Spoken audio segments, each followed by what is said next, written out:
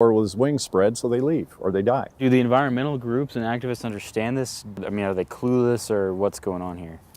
Quite frankly, most of them that I've had the opportunity to work with are lawyers. I have yet to work with one that was professionally trained in natural resources, so it's all anecdotally. What they see is their reality. What they may read in a newspaper becomes their science. You see the natural resource, the abundant natural resource that it is, and the availability of it, and that proper management and stewardship would not only create healthy forests, healthy communities, but yet we tie it all up, we tear the roads out, and we shut it off, and the forests are rotting away, decaying away, the communities are decaying away, and what benefit is there in the whole thing? So they really don't have any idea what's going on here? Well, I think they do, but I have to tell you, there's a very big difference between ecology and environmentalism. Ecology uses science. Environmentalism is a fusion of science and philosophy. So I am an ecologist who know how to manage this and manage it within natural parameters, but I'm not an environmentalist. So there's really not much left of the timber industry here anymore? Not much left of the timber industry, and there'll be less so because they're expanding the critical habitat of the northern spotted owl. I've been working on these issues for over 20 years, and I've seen the different initiatives that have gone forward and the regulations that have gone forward, and pretty much we're small family farms and ranches here, and it just can't survive under the burden. The burden of the regulations? The burden of the regulations. The bulk of our children have moved away from this county. There are no jobs in this county. This county, the official unemployment rate, I believe, is somewhere around 23%. The unofficial, according to the Sheriff's Department, is somewhere around 35%. Whoa. Yeah. And this used to be one of the most prosperous counties. This county was in California? This county had the highest timber receipt revenue of any county in the state. There are people today in rural America who are concerned about the future of their property rights. Among the many green initiatives targeted at them these days, in the Pacific Northwest, we see that one of the biggest threats lies with the environmentalists pushing to demolish the dams. Dams provide them with clean, cheap energy, and more importantly, with water.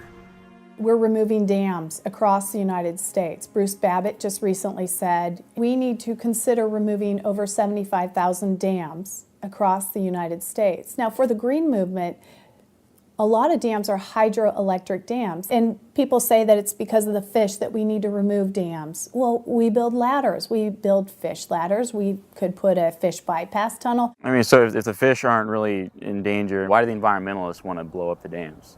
Money. I mean, this is easy. The Klamath dams, for example, there's about $2 billion riding on getting those dams out. Who's going to get that money? Yeah, wait, they get money for taking the dams out? Oh, you betcha. They're projects. You know, they can do some projects when they take those dams out. First of all, the dam removal is worth about $1.1 billion over 20 years. Next, the restoration, the quote, restoration projects to renew and enhance the environment. Those are worth another $1 billion. Who's going to get that money? Nature Conservancy, Cal Trout, Rivers Wild, River Keepers, the Karuk tribe, the Yuroks, the Hoopas, all of the people who want the dams out stand to gain the money. And the only people who are going to get thrown under the bus are the taxpayers, the property owners, the water right owners, and the people who receive the power. I had a friend tell me about the dams, that they wanted to remove the dams here. And that's actually why I got involved in stuff, because I sold my home in Clayton and took all my money and bought a home up here. And this home up here is going to finance me when I have to go into a convalescent home if I live that long. And so when I found out the dams were going to come out, that was threatening my investment up here. So basically I got involved out of selfish reasons to protect my investment, because if the dams came out, that would make my property worth nothing. What's the only dam they don't want to remove? Well, that's the dam that supplies the electricity to the people who want the rest of the dams out. Isn't that odd? I love the people up here, and the women up here are strong and independent. It's a great place to live, and it just makes me so angry. I'm going to get emotional. But it just makes me darn mad of what's going on to the people up here. And I'll be darned if I'm going to sit and garden and do genealogy and not do anything to stop it. My wife and I own a small town radio station. We're also ranchers and we raise livestock. So this is very important to us because we're trying to protect our livelihood. We're trying to protect this community from economic collapse. These forests now carry 10 times the typical number of trees they carry, which means a lot of transpiration, sublimation. There's no water left in the river because the trees drink it all on the way down the watershed. You guys have pine beetles here yet? We have pine beetles here. We have catastrophic wildfire, which puts a lot of silt and junk in the river so that the fish die, and then they blame the fish dying on the ranchers. Yeah, it's crazy. So it isn't. It's an agenda, and it's very carefully crafted. You think it's part of Agenda 21? You think Absolutely, that's real? Positively. A lot of people hear Agenda 21, they think big conspiracy. Mm-hmm. But you're saying part of shutting down the economic development, the natural resources, which is destroying this community. But you're saying that's planned. That's the end game. When I ask myself, do all of these agencies and all of these NGOs sit down every Thursday and have a conference call about how to further Agenda 21? No, I can't think that's true. But whenever their agendas march in parallel, they certainly cooperate. They all know one another. They're all buddies. At the end of these meetings, we watch them all. You have the property owners, taxpayers, and water right owners on one side of the table worrying about how they're going to pay their bills next year. And then you have all of these NGOs, the quote stakeholders, and when the meetings are over, they all go to their cars laughing and talking, shaking hands, and they talk about, well, where do you guys want to go eat dinner tonight? And we're all going, how are we going to be here to eat dinner tomorrow night? Since I began making this film, I've heard a lot about what's known as Agenda 21. But what exactly is it, and why should we be concerned about it? I rise in strong support of H-Con Res 353, expressing the sense of the Congress that the United States should assume a strong leadership role in implementing the decisions made at the Earth Summit in Rio de Janeiro, developing a national strategy to implement Agenda 21. Agenda 21 is a real document of 365 pages and 40 chapters produced by UN bureaucrats in 1992 for the Rio Earth Summit and adopted by the 190-odd nations who were present at that summit.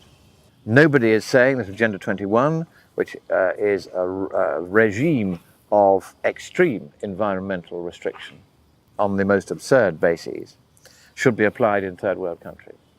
This is an anti-Western measure targeted as a dagger at the heart of the West.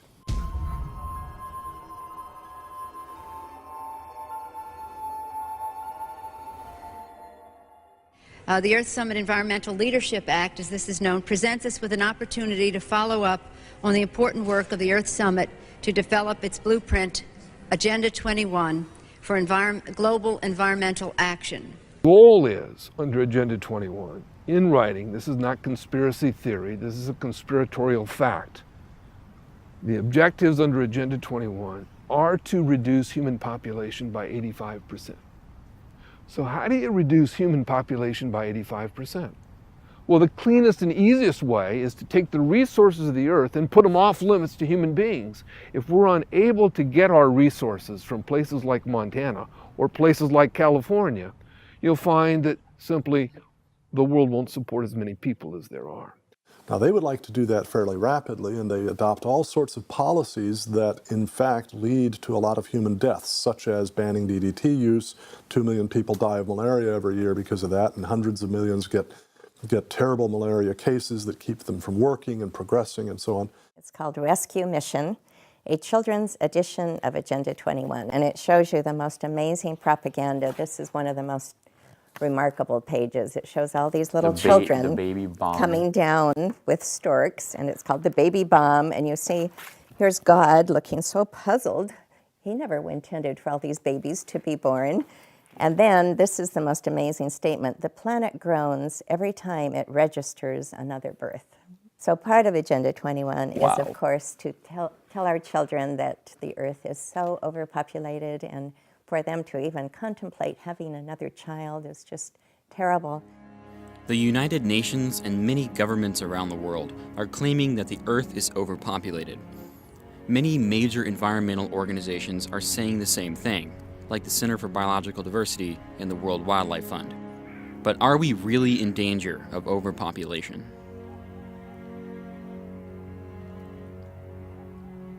The reality is that even just simply the decline in fertility rates, because people are afraid of overpopulation, because governments promote family planning and often through coercive means, such as China's one-child policy, because of this, the majority of the world's leading demographers now predict that by somewhere around 2050 to 2060, the world's population will peak. After that, it will begin to decline precipitously, so that it is entirely plausible that we would hit the 500 million. In fact, we would hit 300 million as total world population around the year 2300. That's 290 years from now. And the disruptions that will occur because of that are immense. Population is bad, they say. The Earth groans every time it registers a new birth. That's what they say. And you're saying we need more The world people. needs more people. The world needs more people. Because people are not just consumers. People are producers. And not is it merely true that every mouth comes with a pair of hands. If that was all there was to it, then human well-being would be neutral with regard to population. It wouldn't increase or decrease. But every mouth comes with a brain. And the more people there are, the more inventors there are. So the faster the rate of technological innovation. Furthermore, you have a larger division of labor, which makes it easier to produce things. And you have a larger market, which makes it much easier to invest, because you have a larger market to sell to. So to invest in everything from R&D to new factories to new transportation infrastructure.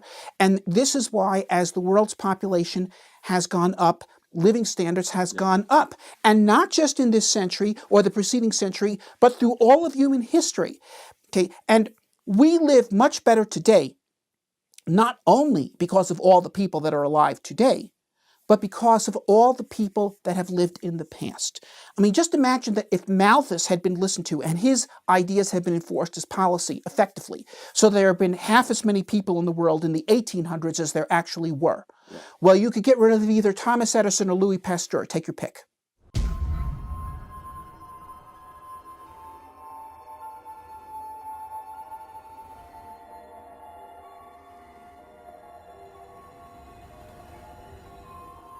Instead of our being afraid of overpopulation, what we should be afraid of is underpopulation.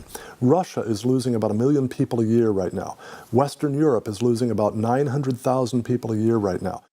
Tell me why you think we're not in danger of running out of resources, because the more people, the saying goes, the more resources we're going to use. We don't have enough resources to go around. They're finite, so therefore we should limit population, we should limit development. Our resources are not running out. Our resources are becoming more plentiful. You go into an antique store here, you look at the stuff that the pioneers of the West owned, it's all made of either carbon steel, glass, wood, or leather. That is the material resources of that society. In 120 years, we've gone to a whole new array of resources. I mean, most of those people never saw a piece of aluminum, let alone plastic or fiberglass. Yet aluminum is the second most common element in the Earth's crust. Silicon is the most common element in the Earth's crust. Price functions in economics as a measure of scarcity. The more scarce something is, the higher its price is. The less scarce it is, the lower its price is. For every extractive resource, the long-term price trend, and there are ups and downs in between, but the long